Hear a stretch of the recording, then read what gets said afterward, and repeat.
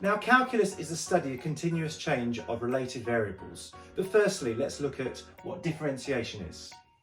Now, for those of you who are new to calculus, this is the common type of notation that you might see in mathematics textbooks. The derivative dy over dx of a function of dy, where the dash signifies the derivative, is equal to the derivative of f, the function of x. Now, where we have a typical function, let's look at the example we have in algebraic form on the board, where you have the coefficients of a, b and c. By taking the derivative of the function, this is what you actually have to do. You're taking a step down on the power, so when you take the derivative, the power of x will be reduced by 1, and whatever the previous power was, you have to multiply the coefficient of x by a. For the second term, obviously, the derivative of x would be 1, so that cancels out, so it basically just becomes the derivative of b. For the reverse process later, integration will show you where you have to add c at the end of the equation. This is the constant. So to start with, we're given a function in terms of y. So y equals 2x squared plus 4x plus 3. Do you think you can have a go at this one yourself? Or you can press pause on the video now and have a go. Otherwise, just press keep playing and then we'll show you what the answer is. To take the derivative of this function here, you have to use your notation. So you do dy over dx. This denotes the derivative of the equation. X squared becomes x, and you have to multiply the coefficient outside of x by what the power was before, so it becomes 2 times 2, which equals to 4. And then here, obviously, we're just going to write that in red so you can see where it comes from. For the next part, well, it's just simply, you lose the x because you take the differential, it becomes 1, so it becomes 4 times 1. So that is the derivative of our equation, 4x plus 4. So this is the graph of our original function, 2x squared plus 4x plus 3. The derivative basically gives you the gradient line. So you would plug any value of x into this equation here from the original, so it would give you the gradient at this particular point in the graph. dy over dx equals 4 times minus 1 plus 4. And when you multiply this through, it gives you 0. And that is indeed true, because the point where x equals minus 1, you can see the gradient on the graph is 0.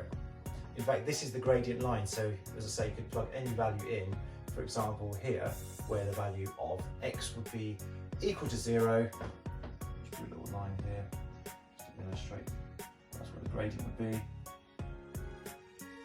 Do dy over dx. So at this point here, where the coordinate is 0, 3 on the original graph, the gradient would be 4. And this is basically what you can find out by taking the derivative of the function and giving the line which you plug in and get the gradient graph. So we're going to do a little worked example with you now, but I'll get you to try and have a go at this. So, for example, if y equals 2x cubed plus 3x squared plus 4x, what is dy over dx? In other words, what is the derivative of this equation? So press pause on the video now and have a go yourself. So we're going to find the solution of this equation. Well, using the same technique that we used before, dx, and again is our notation. Remember, we have to bring the power down by 1, so it becomes x squared. We're going to show you this in terms of brackets, so just to make it easier. So you have to multiply the 3 by the 2, 2 times 3, then times by x, then it becomes the 3 minus 1, then you plus, again you do the same here, so it's the 3 times the 2, do the same here as well, so it becomes 4 times 1. So that would be our workings basically for the first part of the equation. Now if we follow this through, tidy it up a little bit, this is what we get. We get 6x squared plus 6x plus 4. And that is your solution. That's the derivative of the original equation. So we're going to look at another differentiation technique. This time where you have a function where y equals uv, where there's two values in the function in terms of x, that they are a product. Basically y is the product of u times v. So rather than being added together like we've seen in the two examples before, they're added together. You have to assign one of the values to u, one of the values to y, and simply you have to take the derivative or the differential of v and the differential of u, and then you have to add the sums and reverse the digits here. So u times the derivative of v over dx plus v times the derivative of du over dx. But we're going to show you a worked example here to see how this computation works. So we have the function y equals 2x cubed all times 5x squared. Now those of you looking at this will notice we can simply multiply the brackets out. But just for this example, just to illustrate how we can use the product tool, we're going to use this technique here, and we're going to work out the individual parts. 2x cubed, and we're going to make v equal to 5x squared.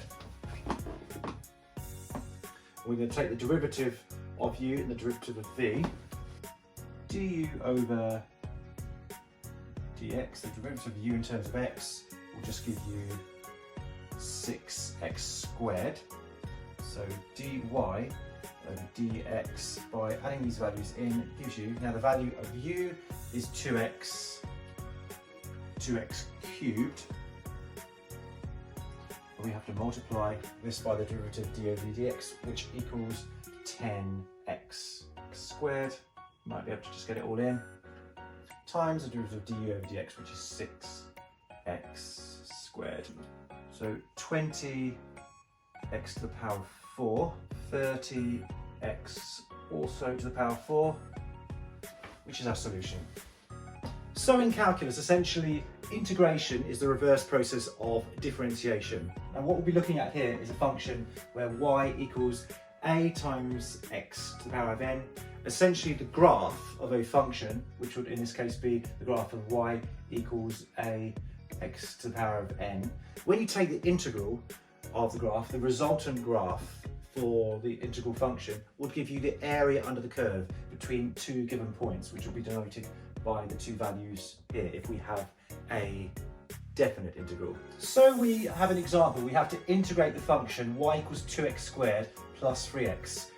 You can pause the video now if you want to have a go. If not, keep watching and I'll give you the solution. So we're going to show you now how to compute this value. Compute the integral for 2x squared plus 3x. So we have integration sign. So taking the integral of 2x squared plus 3x. And you always have to remember the notation here because that could cost you a mark in the exam if you miss it out. It's very important. Well, the new value here is 2 plus 1, so it becomes 2 divided by 2 plus 1 constant at the end of the equation, which is very important as well. We just simplified it a bit further. Simplifying this original equation a bit further, this is our resultant integral for the function. And we include a constant because it's not a definite integral because there's no particular boundaries on the integration curves. There's no 2 points in terms of x in which the line or the area is bound by. So we have a new function now. We have to integrate and evaluate 4x plus 2 dx. And also we're given boundaries on the graph. So we have to evaluate what this value, the area under the curve between these two particular points, which we'll illustrate now. But firstly, we're going to have to integrate this function first. Okay, so if we evaluate this integral, this is what we get. Squared, you see we get those terms from here because you're raising the power by 1, and the value in the function before is the new power times the coefficient of x. So 2 times 2 gives you the 4 there between the graph 4 and 1. Now we have to compute this area, to find out what this area is in the graph. We'll draw your graph in about a minute's of time just to illustrate how this actually works. Basically substitute the values of 4 and 1 and subtract them from each other into the graph. So we do. So substituting 4 in, subtracting it when we substitute 1 in. Now if we evaluate this, what do we get? Let's just have a little look here. The area in the curve would be 36, which is suspended by these 2 points bearing 4 and 1 on the x-axis. But we're going to draw your graph now just to illustrate what this actually means. So what we've been able to do from our original function 4x plus 2, that is actually the line of the equation of 4x plus 2 you see there. And taking the integral, and by substituting the values of 4 and 1 into the equation, we've been able to find the values for 4 and 1 and the area under this curve here. This is basically the area under the curve, which is equal to 36. And that's by taking the integral, that's what we have been able to find here. And that was our solution. So that was my video on calculus, which gives you a brief introduction into the field of calculus and a little bit about its applications in terms of differentiation and integration and how they can be used in mathematics. Quite often you'll get these questions on your exam. This topic is most likely to come up in further maths or at A-levels. If you have any questions, feel free to ask me, and I hope you enjoyed the video. Thanks for watching.